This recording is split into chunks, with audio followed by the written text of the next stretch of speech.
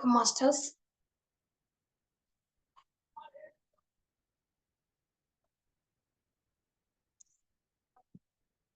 வணக்கம் மாஸ்டர்ஸ். அனைத்து பிரமிட் ஆன்மீக மன்றங்கள் இயக்கம் சார்பாகவும், குளோபல் புத்தாஸ் தியான பாடசாலை சார்பாகவும் இந்த நிகழ்ச்சிக்கு உங்கள் அனைவரையும் வரவேற்கிறேன். இன்னைக்கு நம்ம எதை பத்தி பார்க்க போறோம் அப்படின்னா, என்னோட ஆன்மீக அனுபவ பகிர்வு. அதாவது நான் என்னோட எக்ஸ்பீரியன்ஸ், நான் தியானத்துல நான் என்னென்ன அடைந்தேன் அப்படிங்கிறத நான் உங்ககிட்ட ஷேர் பண்ண போறேன். என்னோட பேர் ஜெயந்தி. நான் ராஜபாளையத்துல இருக்கிறேன். நான் இந்த தியானத்துக்குள்ள 3 வருஷம் ஆகுது. அதுக்கு முன்னாடி தியானங்கிறது என்னன்னு கூட எனக்கு தெரியாது. அது மட்டும் இல்லாம அசைவம் சாப்பிடுறது எனக்கு எங்களோட ஃபேமிலி அசைவம் சாப்பிடுறது தான். நான் 5 வருஷமா தான் சைவத்துக்கு வந்திருக்கேன். அதுக்கு முன்னாடிலாம் நான் சாப்பிட்டுட்டு தான் இருந்தேன். அத நான் நிப்பாட்டுவேன்னு நெனச்சு கூட பார்க்கல. எனக்கு நெறைய பிரச்சனைகள் இருக்கும்போது எனக்கு அந்த சாப்பாடு பெருசா தெரியல. என்னோட பிரச்சனை தான் பெருசா தெரிஞ்சது. அதனால நான் அசைவம் சாப்பிடுறத ஒரு ஜாதகத்துல பார்த்தப்போ சொன்னாங்க. அதனால நான் அசைவம் சாப்பிடுறத நிறுத்தினேன். அதுக்கு முன்னாடி வரைக்கும் நானு சாப்பிட்டுக்கிட்டு தான் இருந்தேன் மாஸ்டர்ஸ். இல்லாம நான் சாப்பிட்ட நாள் கிடையாது. நான் ஒரு முட்டை இல்லாம கூட நான் சாப்பிட மாட்டேன். டெய்லி வீட்ல அம்மாட்ட கேட்டு திட்டிக்கிட்டே இருந்தாலும் வாங்கி சாப்பிட்டு தான் பழகியிருந்தேன். ஆனா அதுக்கப்புறம் இந்த தியானத்துக்குள்ள வர்றதுனாலயோ என்னமோ எனக்கு தெரியல. என்னோட ஜாதகத்துல சாப்பிடுறத நிறுத்துனீங்கன்னா நல்லா இருப்பீங்க அப்படின்னு சொன்னதுனால தான், நான் ஒரு 5, 6 வருடங்களுக்குள்ள ஆகும். நான் நிறுத்தினேன் சாப்பிடுறத. அது வேற ஒண்ணும் பெருசா நான் எடுத்துக்கல. நான் ஒரு கோயில்ல போய் சரி என்னோட பிரச்சனை எனக்கு பெருசா தெரியுது. எனக்கு இந்த சாப்பாடு ஒண்ணும் அவ்வளோ இதா இல்ல, முக்கியத்துவம் கிடையாது. இனிமே நான் இந்த உணவ நான் தொடமாட்டேன் அப்படின்னு சொல்லி நான் நினைச்சுட்டு வந்துட்டு, அதுலேருந்து நான் அந்த உணவு ஆசையும் எனக்கு வரல. நான் அந்த இது இல்லாம சாப்பிட்டது கிடையாது. ஆனா, அதுக்கப்புறம் நான் எப்படி விட்டேங்கிறது எனக்கே தெரியாத அளவுக்கு நான் விட்டுட்டேன். அந்த ஒரு 6 வருஷம் ஆச்சு. நான் தொடுறதே கிடையாது. அது மட்டும் இல்லாம எந்த இதுவுமே ஒரு கேக்ல கூட முட்டை சேர்ப்பாங்கங்கிறதுக்காக வாங்கி சாப்பிடுறதில்ல. அந்த மாரி ஒரே இதாவே அத நிறுத்தியாச்சு. ஒரு கடையில புரோட்டா வாங்கி சாப்பிட்டாலும், அதுலயும் முட்டை சேர்ப்பாங்க அப்படிங்கிற மாரிலாம் தெரிஞ்சு, இப்ப எல்லாத்தையுமே நிறுத்திட்டு, முடிஞ்ச வரைக்கும் முக்காவாசி வீட்ல தான் சமைச்சு சாப்பிடணும் அப்படிங்கிற மாரி வந்தேன். அதுக்கப்புறம் இந்த தியானம் கிடைச்ச பிறகு இன்னும் ரொம்பவே ஃபாலோ பண்ண ஆரம்பிச்சாச்சு. ஆ சைவ உணவுக்கு ரொம்ப முக்கியத்துவம் குடுத்து, எல்லார்கிட்டயும் ஓரளவுக்கு சொல்றதும் அதாவது அதோட உணர்தல் வந்துச்சு. அந்த உயிரோட உணர்தல்ங்கிறது அதுக்கு முன்னாடி வரைக்கும் எனக்கு தெரியல. தியானத்துக்குள்ள வந்த பிறகு தான், அந்த உயிருக்கும் வலிக்கும். அதுக்கும் ஒரு உணர்வுகள் இருக்குது அப்படிங்கிறதே எனக்கு புரிய வந்தது. அதுக்கு முன்னாடி வரைக்கும் அத பத்தி நான் பெருசா கூட நினைச்சதில்ல. ஆனா விட்டுட்டோம் அப்படிங்கிற மாரி இருந்தேன் அவ்வளதான். அதுக்கப்புறம் அது தெரிஞ்சது. அதுக்கப்புறம் பார்த்தா நெறைய புக்ஸ் படிக்க படிக்க தெரிய வருது. எனக்குள்ள எவ்வளோ மோசமான குணங்கள் இருக்குது அப்படிங்கிறது எனக்கு தெரிய வந்துச்சு. நான் ஸ்டார்ட்டிங்ல ரொம்ப கோவப்படுவேன். சின்ன வயசுல இருந்தே எதுக்கு எனக்கு அப்படி கோவம் வந்துச்சுன்னு கூட இன்னும் எனக்கே தெரியல. அது என்னோட முன் ஜென்ம கர்மம் வினையா என்னன்னு தெரியல. எப்படி சின்ன வயசுலயே கோவம் அவ்வளோ வருதுன்னா, உண்மையிலே நம்ம இந்த ஜென்மத்துல இவ்வளோ பண்ணியிருப்போமான்னு எனக்கு தெரியல. ஆனா முன்னாடி ஜென்மங்கள்ல பண்ணியிருக்கலாம் அப்படிங்கிறது இந்த பிஎம்சில வந்த பிறகு தான் எனக்கு தெரிய வந்துச்சு. ஏன்னா, நான் ஸ்டார்ட்டிங்ல என்னன்னா, எங்க வீட்ல எனக்கு பிடிச்ச மாரி எது செய்யலனாலும், எங்க அம்மாகிட்ட சண்டை போட்டு நான் வீட்ல சாப்பிடாம இருக்கிறதோ, சாப்பாட கூட தூக்கி எறியறது, இந்த மாரிலாம் நெறைய தவறு பண்ணியிருக்கேன். ஆனா, இப்ப நான் தியானம் பண்ண ஆரம்பிச்ச பிறகு தான் இந்த உணர்தல்லாம் எனக்கு வர ஆரம்பிச்சது. அது மட்டும் இல்லாம, என்னோட தப்பு எனக்கு புரிய வருது. ஒரு சில நேரம் எனக்கு இங்க இப்ப என்னோட நிலைமையில சாப்பாடு இல்லாதப்போ தான் தெரிய வருது, நம்ம எவ்வளோ தப்பு பண்ணோம். கிடைச்சப்போ நம்ம அத ஒரு பொருட்டாவே நினைக்கல. இன்னைக்கு நமக்கு இவ்ளோ நம்ம தவறு பண்ணியிருக்க போய் தான் இப்படி ஒரு சில நேரங்கள்ல பசிக்கும்போது கூட உணவு இல்லாத அளவுக்கெல்லாம் நம்மளோட வாழ்க்கை இருக்குது அப்படின்னு ஒவ்வொரு இதா எனக்கு புரிய வந்தது. இந்த தியானம் வந்த பிறகு தான் அதுவும் கிடைச்சது. அதுக்கப்புறம் இன்னொரு விஷயம் முக்கியமானது என்னன்னா, நான் எனக்கு கல்யாணம் அன்னைக்கு என்னோட அப்பா வந்து அ தண்ணி அடிப்பாங்க. அப்ப என்ன ஆச்சுன்னா, அவங்க குடிச்சிட்டு இருந்தது மத்தவங்கலாம் அவங்கள திட்டுனாங்க. அப்ப என்னால ஏத்துக்கவே முடியல. அவங்க மேல எனக்கு பாசம் இருக்க தான் செய்யும். ஆனா, இப்படி அடுத்தவங்களோட பேச்சு வாங்குற அளவுக்கு இருக்காங்களே அப்படின்னு சொல்லிட்டு, என்னோட கல்யாணத்தன்னைக்கு கால்ல விழ சொன்னப்போ, எல்லார் முன்னாடியும் போயி நான் அவ கால்ல விழமாட்டேன்னு சொல்லி திட்டிட்டேன். எனக்கு அதுக்கப்புறம் அந்நேரம் கூட எனக்கு ஒண்ணுமே தெரியல. ஆனா அழுதுட்டேன். அதுக்கப்புறம் அந்த தியானத்துல வந்த பிறகு எனக்கு ரொம்ப ஒரு இது ஆனுச்சு. இதெல்லாம் நம்ம பண்ணது எவ்வளோ பெரிய தப்பு. நம்ம அப்பா நம்மள எவ்வளோலாம் நல்லது பண்ணியிருக்காங்க அப்படின்னு நான் உணர ஆரம்பிச்சு, அப்புறம் எங்க அம்மாகிட்ட தான் அப்பா கிட்ட கூட இன்னும் நேரடியா சொல்றதுக்கு என்னால முடியல. அந்த அளவுக்கு இன்னும் எனக்கு மனசு அது இதாகலன்ட்டு எங்க அம்மாகிட்ட கால் பண்ணி, "என்னைய மன்னிச்சுருங்கம்மா. அப்பாகிட்ட சொல்லிருங்க. நான் இந்த மாரி தப்பு பண்ண போய் தான் எனக்கு இவ்ளோ பிரச்சனைகள் வருது. ஆ எனக்கு அது கூட தெரியாத அளவுக்கு நான் வளர்ந்துருக்கேன்." அப்படின்னு சொல்லி எங்க அம்மாகிட்ட சொல்லி, எங்க அப்பாகிட்ட சொல்ல சொல்லி அழுதுகிட்டே சொன்னேன். அப்ப இதெல்லாம் வந்து எப்ப வந்துச்சுன்னா, அந்த தியானத்துக்கு அடுத்து தான் வருது. அதுக்கு முன்னாடி வரைக்கும் ஒரு உயிரோட அந்த இதே எனக்கு இல்ல. புரிதல்ங்கிறதே எனக்குள்ள இல்ல. யாரா இருந்தாலும் டக்குன்னு பேசி விடுறது. அவங்களோட மனச வந்து காயப்படுத்துறோம் அப்படிங்கிற உணர்வு கூட எனக்கு இல்லாத அளவுக்கு தான் நான் வாழ்ந்துகிட்டு இருந்தேன். அது எதனாலன்னு எனக்கு தெரியல. அது என்னோட முன்ஜென்ம கர்மமா என்னன்னு தெரியல. ஏன்னா, இப்போ ஒவ்வொரு புக்கா படிக்கும்போது தான் அது கூட புரிய வருது. அதுவும் தெரியாது. எதனால இப்படி நமக்கு நடக்குது அப்படிங்கிறது. இப்ப இந்த மிலோரப்பா கதையெல்லாம் எடுத்துக்கிடும்போது, அவர் வந்து ஒரு தவறு நெறையா பண்ணியிருப்பாங்க. அவங்களோட கஷ்டத்தினால அவங்க தவறு பண்ணாங்க. அவங்களுக்கு அவங்க அப்பா கூட பிறந்தவங்க வந்து அவங்க சொத்த அபகரிச்சு, இதெல்லாம் பண்ணி அவங்கள ரொம்ப கஷ்டப்படுத்தி வேல வாங்கி, துணி கூட சரியா எடுத்து குடுக்காம, அவங்க கிழிஞ்ச துணிய போட்டுக்கிட்டு, சாப்பாடு குடுக்காம ரொம்ப கஷ்டப்படுத்துனனால, அந்த இதுக்காக அவங்க அம்மா வந்து அவங்கள பழிவாங்க சொன்னனால, அவங்க ரொம்ப தேவையில்லாம அவங்கள ஒரு வீடு இடிஞ்சு விழுற அளவுக்கு பண்ணி, அவங்க 30 எத்தன பேரோ இறந்து போற அளவுக்குலாம் பண்ணி, அவங்களுக்கு ஒரு அந்த பில்லி சூனியத்த கத்துக்கிட்டு பண்ணாங்க. அப்புறம் பேய் மழை பொழிய வச்சு, ஆ அந்த பயிர்கள் எல்லாம் நாசம் பண்ணாங்க. இதெல்லாம் பண்ணிட்டு, அதுக்கப்புறம் அவர் உணர்ந்துட்டு மறுபடியும் கூட அவரு அந்த இதுக்கு போகும்போது, அவருக்கு உடனே அந்த இது வாய்ப்பு கிடைக்கவே இல்ல. அந்த தீட்சைக்கானது. அந்த ஆன்மீக பாடங்கள் வந்து அவருக்கு கிடைக்கல. அப்ப என்ன ஆனுச்சுன்னா, அவர் எவ்வளோ கஷ்டப்பட்டாரு. நெறையா வீடு அந்த அவரோட மாஸ்டர் வந்து இத்தன 12 அடுக்கு மாடி கட்டணுங்காரு. 10 அடுக்கு மாடி கட்டுங்கிறாரு. இப்படி ரவுண்டா வீடு கட்டுங்காரு. சதுரமா கட்டுங்காரு. அப்புறம் அத பிரிச்சு நீ மண்ணையும், செங்கலையும் தனித்தனியா எடுத்த இடத்துல போய் வையுங்காரு. இந்த மாரி அவரு ஒத்தையிலே இந்த வேலையெல்லாம் பண்ணி அவர் முதுகுலலாம் புண்ணு வந்து, அதுக்கப்புறம் அவர் அந்த இதுக்காக போய் அவரு கேட்க போகும்போது கூட, "எதுக்கு உடனே கேட்குற? நீ உன்னோட கர்மா கழிஞ்சிருச்சா?" அப்படின்னு சொல்லிட்டு அவர அடிக்கிறது, அவர் மூஞ்ச தரையில வச்சு தேய்க்கிறது, இதெல்லாம் பார்க்கும்போது அப்ப நம்ம எவ்வளோ தப்பு பண்ணியிருப்போம். நமக்கு ஈஸியா தியானம் கிடைச்சுச்சு. அப்போ உடனே எப்படி நம்ம கர்மா கழியும் அப்படிங்கிற மாரி புரிதல் எனக்கு கிடைச்சது. இப்படி ஒவ்வொரு புக்கா படிக்கும்போது எனக்குள்ள அவ்வளோ ஒரு இது வர ஆரம்பிச்சது. அப்ப அவங்கலாம் வந்து அந்த ஒரு தப்ப உணர்ந்து வரும்போதுமே, உடனே வந்து அவங்களுக்கான இது கிடைக்கல. அந்த வழிகாட்டுதல், ஆன்மீக வழிகாட்டுதல். ஆனா நமக்கு எல்லாமே ஈஸியா கிடைக்குது. ஆனா வந்த பிறகுமே வந்து நமக்குள்ள இருக்க குணங்கள் தெரிஞ்ச உடனே நம்ம உடனே மீண்டு வெளிய வரவும் முடியாம, நமக்குள்ள நெறையா பிரச்சனைகள் வருது. ஆனா தியானத்துக்குள்ள வந்ததுனால தான் பிரச்சனை அப்படின்னு கூட சொல்ல முடியாது. ஏன்னா, அது எல்லாமே நமக்குள்ள இருக்க போய் வெளிப்படுது.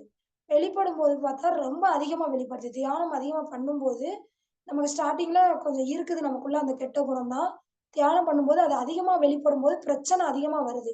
ஏன்னா, அப்பதான் நம்ம அதுலருந்து வெளிவரதுக்கான காரணத்த கண்டுபிடிச்சு வெளிவருவோம் அப்படிங்கிறதுக்காக தான் அது ரொம்ப வெளிவருது. அப்ப நமக்கு புரிதல் கிடைக்கணும்னா, நம்ம நெறைய புக் படிக்கணும்னு சொல்ற மாரி நம்ம படிச்சு வெளிய வர முடியும். அப்பதான் புரியுது. அப்ப இவ்ளோ கஷ்டப்பட்டு தான் மகான்கள்லாம் வந்து இந்த விஷயத்தலாம் இது பண்ணியிருக்காங்க. நமக்கு ஈஸியா கிடைக்க போய் தான் இதுல வந்த பிறகு கூட நமக்கு நெறைய பிரச்சனைகள் இருக்குது. இப்ப அதுலருந்து நம்ம எப்படி மீண்டு வரணும் அப்படிங்கிறத நம்ம கத்துக்கிடணும். அதுக்கு நம்ம நெறைய புக்கு படிக்கணும். நெறைய பேரோட நாலேட்ஜ் நம்ம கேட்கணும். அப்படிங்கிற மாரிலாம் தோண ஆரம்பிச்சு, அதுக்கப்புறம் நான் விடவே இல்ல. ஒரு நாள் கூட தியானம் பண்றது விடுறதே கிடையாது. டெய்லி தியானம் பண்ணாம இருந்ததே கிடையாது. ரெகுலரா பண்ணிட்டு தான் இருப்பேன். அது மாரி புக்குமே வந்து இப்ப குளோபல் புத்தாஸ் வந்த பிறகு ரெகுலரா படிக்க ஆரம்பிச்ச பிறகு தான் நெறைய புரிதல் கிடைச்சுச்சு.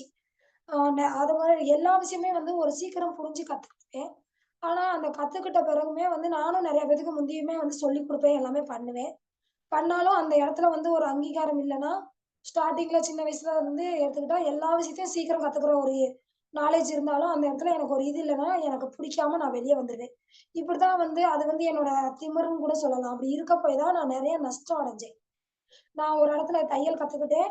கத்துக்கிட்டு அங்க வந்து அவங்களோட இது எனக்கு பிடிக்கலன்னோனே, நான் சொந்தமா தையல் கடை வச்சு, அதுல வந்து போன உடனே என்னால ஜெயிக்க முடியாம நான் நஷ்டப்பட்டு, கடனாகி, அதுக்கப்புறம் அதால எத்தன பேர்கிட்டயோ சொந்த பந்தங்க கூட மதிக்காத அளவு, கடனால எவ்வளோ பேர் அசிங்கமா ரோட்ல வச்சு திட்டுற அளவுக்கெல்லாம் பேச்சு வாங்குன பிறகு தான், ஒரு புரிதலே கிடைச்சுச்சு. நமக்குள்ள இதெல்லாம் இருக்க போய் தான் இப்படி வருது அப்படின்னு. அதுக்கப்புறம் தான் எனக்கு சைவத்துக்கு மாறுனேன். சைவம் மாறுன பிறகு 2 வருஷத்துல தியானம் கிடைச்சுச்சு. அப்புறம் தியானத்துக்கு வந்த பிறகு தான் என்னோட தவறு வந்து எனக்கு புரிய ஆரம்பிச்சது. அதுக்கப்புறம் என்ன ஆச்சுன்னா, நான் இனிமே வந்து யார்கிட்ட எந்த இடத்துல நமக்கு ஒரு அங்கீகாரம் கிடைக்காட்டினாலும் பரவால்ல. அந்த இடத்துல நம்ம என்ன கத்துக்கணுமோ, அத கத்துக்கிட்டு நம்ம அமைதியா இருக்கணுங்கிறத நான் புரிஞ்சுகிட்டு, நான் ஓரளவுக்கு சமாளிச்சு இருக்க ஆரம்பிச்சேன். ஆனா, இன்னும் வந்து வீட்டுக்குள்ள சில நேரங்கள்ல பிரச்சனைகள் வரும்போது யோசிப்பேன். இவங்களால வருதோ, அவங்களால வருதோ அப்படின்னு. ஆனா, அதுக்கடுத்து கடைசி பார்த்தா என்னோட பிரச்சனை ஒண்ணுமே கிடையாது. ஆனா, நான் தான் வந்து அத பெருசா நினைக்கிற அளவுக்கு என் மனநிலை இருக்குதுங்கிறதே எனக்கு புரிய வருது. மத்தவங்கள வந்து இது பண்ணி, ஐயோ! அவங்க எதிர்பார்ப்பு இருக்க போயி, இப்படி ஒவ்வொரு இது இருக்கும்போது, என்னால வந்து அத ஏத்துக்க முடியாதனால, எனக்கு வந்து பிரச்சனையாவே தெரிஞ்சிருக்குது. அதுக்கப்புறம் இந்த தியானம் பண்ண பண்ண புரிய ஆரம்பிச்சோனே, ஓரளவுக்கு இப்ப கொஞ்சம் கொஞ்சமா புரிஞ்சு, என்னைய நான் மாத்திக்கிட்டே வந்துகிட்டு இருக்கேன். அது மட்டும் இல்லாம சும்மா இருந்தா மத்தவங்கள பத்தின எண்ணங்கள் வந்து அதிகமா ஆயிக்கிட்டே வருது. இவங்க இப்படி பண்ணிட்டாங்க, அவங்க அப்படி பண்ணிட்டாங்கன்னு தேவையில்லாத எண்ணங்கள். அவங்களால தான் எனக்கு இவ்வளோ கஷ்டம் வந்துச்சு. இவங்களால தான் நான் இப்படி கடனானேன். இப்படி எல்லாத்துலயும் அசிங்கப்பட்டுட்டு இப்படி உட்காந்துருக்கேன். என்னோட வீடெல்லாம் வித்துட்டு உட்காந்துருக்கேன். அப்படிலாம் நான் நெனச்சு வருத்தப்பட்டுட்டே இருப்பேன். அதுக்கப்புறம் நான் யோசிச்சு பார்த்தேன். நம்ம என்ன வரையில ஏதாவது கொண்டு வந்தோமா? நம்ம கொண்டு போறதுக்கு? நான் இப்ப இருக்கிற வரைக்கும் நமக்கு என்ன தேவையோ அது கிடைச்சா போதும். அப்படிங்கிற புரிதலுக்கு நான் வந்துட்டு, நான் உட்கார்ந்து சிந்திக்கும்போது தான் தெரியுது, எதுக்கு மத்தவங்க மேல நம்ம பழிய போட்டுட்டு, நம்ம அந்த இடத்துல நம்ம தனமா பண்ணிட்டோம். அவங்கள சொல்லி நமக்கு என்ன ஆக போகுது? இனிமே நம்ம கரெக்ட்டா இருந்தோம்னா, எந்த பிரச்சனைக்குள்ள நம்ம சிக்க மாட்டோம். நம்ம போற பாதை சரியா இருக்கும் அப்படிங்கிறத நான் புரிஞ்சுகிட்டு, எதுவுமே வந்து அவசரப்பட்டு நான் முடிவெடுக்காம, அமைதியா, நிதானமா போகறதுக்கு அப்புறம் தான் ஆரம்பிச்சேன். இப்ப நான் வந்து வேலையே செய்யலாட்டினா கூட ஓரளவுக்கு சமாளிச்சு முந்தி இந்த வேலை செஞ்சுருவோமா, அந்த வேலை செஞ்சுருவோமான்னு பண்ணி, பண்ணி கடன் மட்டும் தான் வந்துச்சு. அதுக்கப்புறம் தியானம் பண்ண ஆரம்பிச்ச பிறகு இவ்ளோ விஷயங்கள்லருந்து நான் வெளிவர முடிஞ்சிருக்குங்கிறது எனக்கு ரொம்ப சந்தோஷமா இருந்துச்சு. அத விட இந்த புக் படிக்கும்போது தான் என்னோட கர்மா எவ்வளோ இருக்குதுங்கிறதே எனக்கு தெரிய வருது. இப்ப உண்மையிலே நான் போன பழைய ஜென்மங்கள்ல நெறைய தவறு பண்ணியிருப்பேங்கிறது தியானத்து மூலியமா தான் தெரிய வந்திருக்குது. அதனால தான் எனக்கு ஏன்னா பிறந்த உடனே எனக்கு எப்படி இவ்ளோ மோசமான குணங்களோ, ஒரு கோபமோ, ஒரு எல்லா குணமும் இருக்கும். அப்ப அது வந்து முன்னாடி உள்ள ஜென்மங்கள்ல உள்ளதா கூட இருக்கலாம் அப்படிங்கிறது எனக்குள்ள தோண ஆரம்பிச்சு, அப்ப நான் என்ன பாவம் பண்ணணும்? அப்ப எனக்கு அதுலருந்து வெளிவர்றதுக்கு பாதைய காட்டுங்க அப்படின்னு நினைக்க நினைக்க தான், எனக்கு ஒவ்வொன்னா வந்து கிடைக்க ஆரம்பிக்குது. ஆ ஸ்டார்ட்டிங்ல வந்து ஒரு விவரமும் தெரியாத மாரி, அதாவது வீடு சம்பாரிக்கணும், நல்லா இருக்கணும், நான் எல்லார மாரி நம்மளும் நீட்டா வாழணும், அப்படிங்கிற எண்ணம் இருந்துச்சு. அதுக்கப்புறமா தியானத்துக்கு வந்த பிறகு தான், பணம் சம்பாரிக்கிறது மட்டும் தான் குறிக்கோள் கிடையாது. வாழ்க்கையில எவ்வளவோ கத்துக்க வேண்டியிருக்குதுங்கிறது புரிய வந்தது. எனக்கு பேசிக் நாலேட்ஜ் கூட தெரியாத மாரி தான் இருந்தேன். இப்ப வந்து தியானத்துக்கு அடுத்து தான் ஓரளவுக்கு மத்த மாஸ்டர்ஸ் மூலியமா நெறைய அவங்க பேசுறத கேட்டு, நெறைய நாலேட்ஜ் இம்ப்ரூவ் பண்ண முடிஞ்சது. நெறைய கத்துக்க முடிஞ்சது. டெக்னிக்கல் ரீதியாவோ, ஏதோ இந்த புக் படிக்கிறதோ, ஒரு இங்கிலீஷ் நாலேட்ஜ் எல்லாமே ஓரளவுக்கு கொஞ்சம் புரிதல் கிடைச்சுச்சு. அப்ப இதுக்கெல்லாம் காரணம் வந்து இந்த கற்றல் நமக்கு தேவையா இருக்க போய் தான் நம்மளால வெளி உலகத்துல வந்து எது செஞ்சாலும் ஏத்துக்க முடியாம நம்ம இருந்திருக்கோம் அப்படிங்கிறது கூட தெரிய வந்தது. அது மட்டும் இல்லாம ஒரு இடத்துல இருந்து ஒரு இடத்துக்கு வீடு மாறும்போது கூட, அங்க இருக்க சூழ்நிலைய கூட ஏத்துக்கிட்டு வாழ முடியாத அளவுக்கு மைண்ட் ரொம்ப டிஸ்டர்பா இருந்தது. அப்ப அந்த ஸ்பிரிச்சுவல் டேப்லெட்ல படிச்ச அந்த வில்லேஜ், சிட்டிங்கிற அந்த ஒரு கான்செப்ட்ல ரொம்ப எனக்கு புடிச்சிருந்தது. அதாவது இப்ப ஒருத்தவங்க வந்து கல்யாணம் முடிச்சு திடீர்னு ஒரு கிராமத்துக்கே வராங்க அப்டின்னா, அங்க இருந்து நம்ம என்ன கத்துக்கணுமோ, இப்ப கிராமத்துக்காரங்கலாம் எவ்வளோ அன்பா இருப்பாங்க. அவங்க வந்து எ எ சீக்கிரமே எந்திரிப்பாங்க. அக்கம் பக்கத்துல உள்ளவங்களுக்கெல்லாம் எவ்வளோ ஹெல்ப்னாலும் பண்ணுவாங்க. அப்படிங்கிறத தெரிஞ்சுக்கிறதுக்காக தான் அவங்க வந்து சிட்டிலருந்து வில்லேஜுக்கு வர்ற மாரியும், இதே இது வில்லேஜ்ல வந்து திருமணமாகி ஒரு சிட்டிக்கு போறாங்களோ, இல்ல வேலை காரணமா போறாங்களோ அப்படின்னா, அங்க போய் அவங்க ஏதாவது கத்துக்க வேண்டியிருக்கும். ஏன்னா, அங்க சிட்டில இருக்கிறவங்க வந்து வீட்ட விட்டு கூட வெளிய போமாட்டாங்க. அக்கம் பக்கத்துல கூட யார்ட்டயும் பேச மாட்டாங்க. வீட்டுக்குள்ளே இருக்கும்போது நம்ம எவ்வளோ விஷயங்கள் கத்துக்க முடியுது. இப்ப நம்ம நெறைய நாலேட்ஜ் அதாவது ஒரு லாங்குவேஜ் கத்துக்கலாம், டெக்னிக்கல் ரீதியா கத்துக்கலாம். இந்த மாரி நெறைய புக் படிக்கலாம். இதெல்லாம் வந்து நம்ம தனியா இருக்கும்போது தான் பண்ண முடியும். கூட்டமா இருக்கும்போது வந்து நமக்கு அவங்களோட இருக்கிறது மட்டும் தான் நமக்கு தெரியும். அப்ப எது நடக்குதோ, நம்மளோட நன்மைக்கு தான் அப்படிங்கிறது கூட இந்த மாரி இருக்கிறதுலருந்து எனக்கு புரிய வந்தது. இப்படி ஒவ்வொரு விஷயமும் படிக்க படிக்க தான் வந்து, அப்ப நம்ம மேல இவ்ளோ தப்பு இருக்குது அப்படிங்கிறதும் தெரிய வந்துச்சு. இந்த மாரி ஒரு நம்ம கத்துக்கிறதுக்கான வாய்ப்பு தான் இந்த மாரி ஒரு நம்மளுக்கு வீடு மாறுறதா இருந்தாலும் சரி, எல்லாமே வந்து நம்மளோட ஒரு இம்ப்ரூவ்மென்ட்க்கு தான் அப்படிங்கிறதுமே எனக்கு புரிய வந்தது. அதுக்கப்புறம் இன்னும் நெறைய சொல்லிக்கிட்டே போகலாம். நெறைய எடுத்துக்கிட்டா வந்து வீட்டுக்காரங்க வந்து என்ன பண்ணாலுமே திட்டிக்கிட்டே இருப்பேன். ஏன்னா என் கூட இருக்கணும், என்ன எங்கனாலும் கூப்பிடணும், எனக்கு தேவையானத செய்யணும் அப்படிங்கிற மாரி நடப்பேன். இப்ப தான் தெரிய வருது, அது அவங்களோட சோல் பிளான். அவங்க அவங்களோட ஃப்ரீயா இருக்கட்டும். அவங்க என்னமோ பண்றாங்க. நம்ம நம்மளோட சோல் பிளான் என்னவோ அதுபடி போவோம் அப்படிங்கிறது கூட இந்த தியானம் பண்றதுனாலயும், இந்த புக் படிக்கிறதுனாலயும் தான் புரிய வந்தது. அது மட்டும் இல்லாம அவங்க வேற யாரு கூடயும் பேசினாலோ, இல்ல யாராவது வந்து அவங்க கிட்ட ரொம்ப உரிமை கொண்டாடி அவங்க கிட்ட ஏதாவது வாங்கினாலோ கூட என்னால ஏத்துக்கிடவே முடியாது. ஏன்னா அவங்க வீட்டுக்காரங்கட்ட அவங்க கேட்க வேண்டியதான். ஏன்னா எல்லாமே எங்ககிட்ட தான் இது பண்ணுவாங்களா? அப்ப எனக்கு உரிமை கிடையாதா? அப்படிங்கிற மாரியே ரொம்ப எதிர்பார்த்துக்கிட்டு இருந்தேன். அது கூட அந்த யசோதரை புக்கு படிச்ச பிறகு அதுலருந்து நெறைய விஷயங்கள் கத்துக்கிட்டு, அப்ப நமக்குள்ள அவங்க எவ்வளோ விட்டு குடுத்து, ஆ புத்தர் கூட அவர் போகட்டும் அப்படின்னு சொல்லி யசோதரை மனசார, நீங்க வந்து எதுக்காக பிறந்தீங்களோ, அத வந்து நீங்க செயல்படுத்தணும்னு சொல்லி, அவங்கள வந்து வீட்ல இருந்து நீங்க போயிட்டு வாங்கன்னு அனுப்பி வச்சுட்டு, அவங்க வீட்ல இருந்து அந்த யசோதரைங்கிறவங்களே ஒரு புத்தர் நிலைக்கு ஆயிர்றாங்க. அந்த மாரி நடக்கும்போது, அப்ப நம்ம வந்து இவங்கள ஒரு இதா வச்சுக்கிட்டு, இதிலயே பிடிச்சுக்கிட்டு இருந்தோம்னா, நம்மளோட வாழ்க்கையில வந்து முன்னேற்றமே இருக்காது. அப்படிங்கிறதையுமே புரிஞ்சுகிட்டு, இப்ப கொஞ்சமா அவங்க கிட்ட இருந்து விலகி, அவங்களையும் புரிஞ்சு, அவங்கள ஃப்ரீயா விட்டுட்டு இருக்கேன். இப்படி ஒவ்வொரு விஷயத்துல இருந்துமே ஒவ்வொன்னா நான் கத்துக்கிட்டு இப்ப தான் வந்துட்டு இருக்கேன் மாஸ்டர்ஸ். ஏன்னா இந்த தியானமும் சரி, இந்த புக் ரீடிங் சரி, நமக்கு நெறைய மாற்றங்கள் குடுக்குது. ஒவ்வொரு புக்கும் படிக்கும்போது நம்ம வாழ்க்கையோட கம்பேர் பண்ணும்போது, நம்ம எவ்வளோ தவறு பண்றோம் அப்படிங்கிறது கண்டிப்பா புரிய வரும் எல்லாருக்குள்ளயுமே. அது மாரி நம்ம வந்து தோல்வி அடையிறோம்னு நம்ம நெனைக்கிறோம்.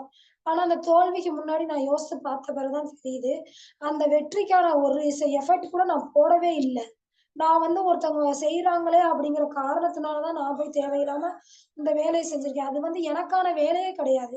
நான் ஏன் இந்த வேலைய செய்யணும்? அவங்க பண்ணாங்க, அவங்கள என்ன இன்சல்ட் பண்ணாங்க. இப்ப அவங்க முன்னாடி நானும் வாழ்ந்து காட்டுவேன். என்னாலயும் முடியும்னு சொல்லி, நான் தேவையில்லாம ஒரு கடைய வச்சேன். கடைசி என்ன ஆனுச்சு? நஷ்டம் தான் ஆனுச்சு. அப்ப அது எனக்கான வேலையா அப்படின்னு பார்த்தா, அது எனக்கானது கிடையவே கிடையாது. அப்ப அதுலருந்து நான் வெளிய வந்தேன். இனிமே வந்து நமக்கானது எதுவோ அத தான் பண்ணணும். நம்மளோட சோல் பிளான் வேற, அவங்களோடது வேற. அதுக்காக மத்தவங்க கூட போட்டி போட்டுட்டோ, பொறாமைப்பட்டுட்டோ, அவங்க பண்றத என்னாலயே பண்ண முடியும். இந்த தலக்கணம் ஆணவத்துல நான் பண்ணி, அதால நான் எல்லாத்தையும் இழந்துட்டு உட்கார்ந்ததுனால தான், அதுலருந்து என்னால வெளிய வர முடிஞ்சு, இப்ப வந்து எதுவுமே வந்து நம்ம நல்லா யோசிச்சு பண்ணணும். ஒரு தடவைக்கு 3 தடவ, 4 தடவ யோசிக்கணும். ஒரு ட்ரெஸ்ஸே எடுக்க போனா, அது இப்ப எனக்கு தேவையா? அப்படின்னு அத ஒரு 3 தடவ நான் சிந்திக்கணும்.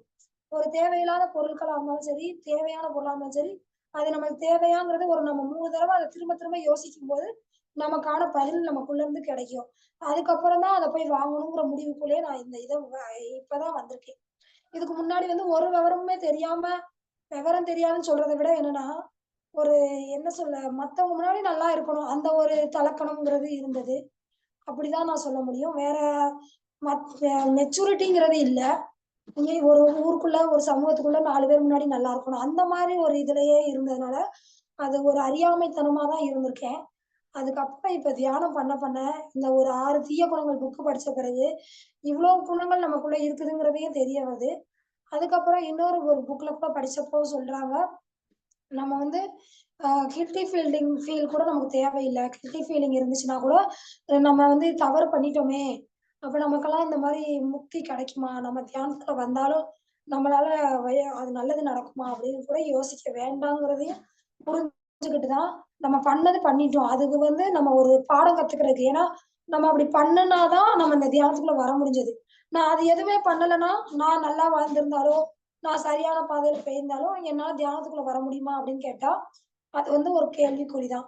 அது நான் சரியான பாதையில நான் போகணுங்கிறதுக்காக தான் எனக்கு அவ்ளோ பெரிய தவறுகள் நடந்திருக்கு என்னோட வாழ்க்கையில அப்படிங்கிறத நான் புரிஞ்சுகிட்டு, நான் தியானத்துக்குள்ள வந்த பிறகு, என்னால நெறைய அனுபவங்கள் கிடைக்க கிடைக்க, அப்ப இது வந்து நமக்கானது அப்படிங்கிறத நான் புரிஞ்சுகிட்டு தான், ஒவ்வொன்னையும் நான் கத்துக்கிட்டு அந்த புக்ல நம்ம வால்மீகி கூட முனிவர் வந்து நெறைய தவறு பண்ணியிருப்பாரு. அப்ப நாரதர் வந்து சொல்வாரு, "உன்னோட தவறுகள் எல்லாம் வந்து நீ மறந்து, நீ வந்து தியானம் பண்ணுங்கிறத" சொல்லி அவர் பண்ணுவாரு. அதே மாரி தான் நம்மளும் தவறு பண்ணிட்டோம். ஆனா அத நம்ம உணர்றோம்ல. இதுவரைக்கும் நம்ம உணரவே இல்ல. அப்ப அதனால நமக்கு பிரச்சனைகள் வருது. இப்ப நம்ம பண்ண தவறு நமக்கு தெரிய வருது. நம்ம அத உணர்றோம். அப்ப நம்ம இனிமே இதுலருந்து நம்ம மீண்டு வர்றது எப்படிங்கிறத நம்ம தெரிஞ்சு, மீண்டு வர்றதுக்கு தான் இந்த தியானம் நமக்கு கிடைச்சிருக்கு. அப்ப நம்ம வந்து இது முன்னாடி பண்ண தப்பையும் நம்ம பெருசா எடுத்துக்க வேண்டாங்கிறதையும் கூட நான் புரிஞ்சுக்கிட்டேன். நெறைய புக்ஸ்ல படிச்சு, படிச்சு. ஏன்னா எல்லாருமே தவறு பண்ணி தான் வந்திருக்காங்க. நம்ம மட்டும் கிடையாது. இந்த மிலோரப்பாவ எடுத்துக்கிட்டாலும் சரி, வால்மீகிய எடுத்துக்கிட்டாலும் சரி, இந்த அசோக சக்கரவர்த்தி அவர்லாம் புத்த மதத்த நெறைய ஊர்களுக்கு பரப்புனாரு அப்படிங்கிறதெல்லாம் நான் கேள்விப்பட்டிருக்கேன் ஒரு புக்ல படிச்சு. ஸ்ரீலங்கால பரவுறதுக்கு காரணமே அவர்தான். அவங்கலாம் வந்து இந்த கலிங்கத்து போர்ல நெறைய பேர கொன்னு வீழ்த்தி, அந்த இரத்த காடா இருக்கும்போது அத பார்த்துட்டு தான் உணர்ந்து, அ தியானத்துக்குள்ள வந்து தியானத்தையே பரப்புனாரு அப்படின்னு சொல்லி சொல்றாங்க. அப்ப நம்ம பண்ண தப்பையுமே நம்ம வந்து உணர ஆரம்பிச்சுட்டோம். அப்படிங்கையில வந்து இது ஒண்ணும் நம்ம தப்பா எடுத்துக்க வேண்டாம் அப்படிங்கிறதையுமே நான் வந்து இந்த புக் படிக்கிறது மூலியமா தான் நான் புரிஞ்சுகிட்டு, ஒவ்வொன்னுமா வந்து நான் கத்துக்கிட்டே வர என்னோட தவறுகள்லேருந்து நான் கொஞ்சம் கொஞ்சமா வெளிவர முடியுது. இன்னும் என்கிட்ட நெறைய கெட்ட குணங்கள் இருக்குதுன்னு எனக்கு தெரியுது. ஆனா, இன்னும் இருக்கிற காலங்களுக்குள்ள கொஞ்சம் கொஞ்சமா என்னால வெளிவர முடியுங்கிற நம்பிக்கையும் இருக்குது. சில விஷயங்கள நான் பண்ணும்போது தான் இது என் தப்புங்கிறத நான் புரிய வருது. அதுக்கு முன்னாடி வந்து தவற புரியாம தான் நான் இருந்துகிட்டு இருந்தேன். மத்தவங்க மேல தவறு, இவங்க தான் எனக்கு கெடுதல் பண்ணாங்க அப்படின்னு. இப்ப ஒவ்வொரு நாள் படிக்க படிக்க நெறையா புரிஞ்சு, அ தியானம் மூலமாகவும், நெறையா புக் படிக்கிறதுனாலயும், எல்லா மாஸ்டர்ஸ் குடுக்குற ஞானத்தினாலயும், நெறையா விஷயங்கள் கத்துக்கும்போது, என்னோட தவற புரிஞ்சு, இனிமேலாவது நம்ம வாழ்ற வாழ்க்கையில ஒரு அர்த்தமுள்ள வாழ்க்கையாவும், பணம் மட்டும் வாழ்க்கை இல்லாம, நம்மளோட ஞானத்துக்கான தேடுதலாவும் இத எடுத்துக்கிட்டு போகணும் அப்படிங்கிற ஒரு புரிதலுக்குள்ள வந்து, இனிமே கரெக்ட்டான பாதையில போவோம் அப்படின்னு, நம்ம ஒண்ணு செஞ்சாலும் சரி, ஒரு 5 நிமிஷம் தியானம் பண்ணிட்டு செய்ய ஆரம்பிக்கணும் அப்படிங்கிற ஒரு புரிதலுக்குள்ள வர பிறகு தான், கொஞ்சம் ஒரு மன அமைதிங்கிறதே எனக்கு கிடைக்க ஆரம்பிச்சது. இல்லன்னா எப்ப ஃபுல்லா மனசு ஃபுல்லா தேவையில்லாத எண்ணங்களோடயே தான் வாழ்ந்துட்டு இருந்த மாரி இருந்தது. தியானம் வந்த பிறகு நெறைய விஷயங்கள்ல மாற்றங்கள், குடும்பத்திலயும் சரி, வெளியில தேவையில்லாத செலவுகள் செய்றதுலயும் சரி, எல்லா விஷயத்துலருந்து மாற்றம் கிடைச்சது. வீடே போனா கூட ஒரு மன அமைதியோட இருக்கிறேன். அதாவது நம்ம ஏதோ தவறு பண்ணியிருக்கோம். அதனால இந்த இது போயிருக்குது. கண்டிப்பா நம்மளோட தவறுலேருந்து நம்ம மீண்டு வரும்போது, நமக்கு அதுவும் கிடைக்கும் அப்படிங்கிற ஒரு நம்பிக்கையில, நான் பாட்டுக்கு இப்ப அமைதியா இருக்கும்போது நல்லாவே இருக்குது. அது மட்டும் இல்லாம எனக்கு ஒரு மனசுல தோணுச்சு, நம்ம அந்த பூமாதேவிக்கு ஏதோ தவறு பண்ணியிருக்கோம் அப்படிங்கிறதுனால, நான் அந்த ஒரு காரணத்துக்காக எனக்கு வந்து செருப்பு போடுறத நிறுத்தணும்னு சொல்லி, நான் கடந்த ஒரு 2 வருடங்களுக்கு மேலாகவே நான் செருப்பு போடுறத நிறுத்தி வச்சிருக்கிறேன். ஏன்னா, ஏதாவது ஒண்ணு தவறு செய்யாம நமக்கு அது இருக்காது. அது இந்த ஜென்மத்தில பண்ணதா இருந்தாலும் சரி, இல்ல முன்னாடி பண்ணாலும் சரி, அதனால செருப்பு போட வேண்டாம் அப்படிங்கிறத நான் ஒரு குறிக்கோளா எடுத்துட்டு, அதையும் நானு பண்ணிக்கிட்டு இருக்கேன். அ இவ்வளோதான் மாஸ்டர்ஸ். இன்னும் நெறையா இருக்குது சொல்றதுக்கு. நான் இதோட என்னோட எக்ஸ்பீரியன்ஸ் முடிச்சுக்கிறேன். இன்னும் அடுத்தடுத்து கூடால டைம் கிடைக்கல ஷேர் பண்றேன். Thank you masters.